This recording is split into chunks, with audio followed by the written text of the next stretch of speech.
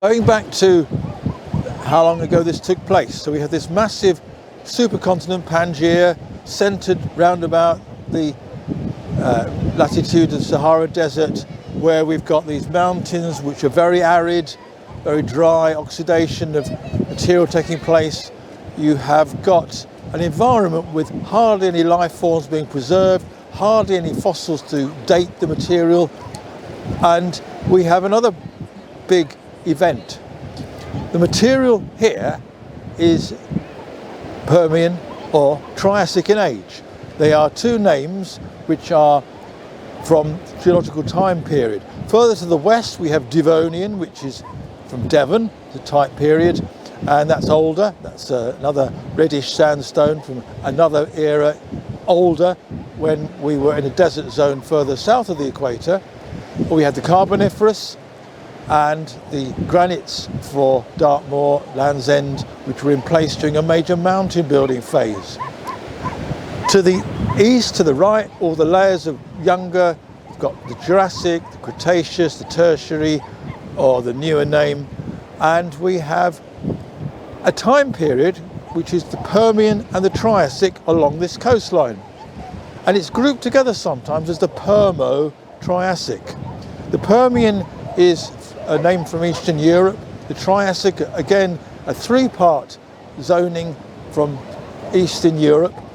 It doesn't apply so much here, but in this section we've got red sandstone predominantly, although further west it is very brecciated angular fragments, and it is a red sandstone, and we call it the new red sandstone as opposed to the older red sandstone, which much of the Devon rocks of Britain, not actually in Devon but further north, it's red. And we have a problem because we can't place the boundary accurately in this country, and it's a very important boundary because at some point in time we had a mass extinction of life forms on Earth. There was one at the end of the Cretaceous, the other end of the Jurassic coast, and one at this end, the Permo-Triassic mass extinction boundary. And it's when a large proportion of life forms, especially in the sea, died out. And we can't place it exactly. We think, based on some evidence, that it is actually in the ex-estuary. And on other evidence, it is where the Budleigh-Salterton pebble beds occur, reaching the beach down there, a couple of miles to our east. One of the pieces of evidence is based on spores or pollen. The other is based on magnetostratigraphy, which is where it's based on the magnetism in the Earth flips every few tens of thousands of years. And we can measure that, and by doing that they've been able to place the boundary on that evidence in the ex-estuary. So somewhere along this coastline, within a space of just 3 miles, we've got this major event taking place where a large proportion of life forms on Earth died out. Fortunately, recovery does take place, and then the dinosaurs came along from the small number of reptiles that did occur in this time period. So that's 250 million years further down the line, and 94 miles further down the line. So this is our section, the Exmouth section of the Jurassic coast, which is actually not Jurassic, it's Permian or Triassic.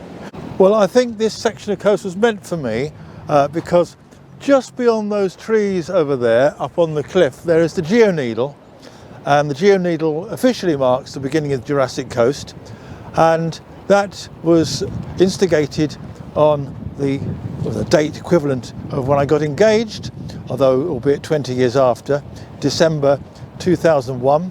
And the following autumn, October the 3rd, we had Prince Charles come to unveil it, which was on my birthday, so very fitting.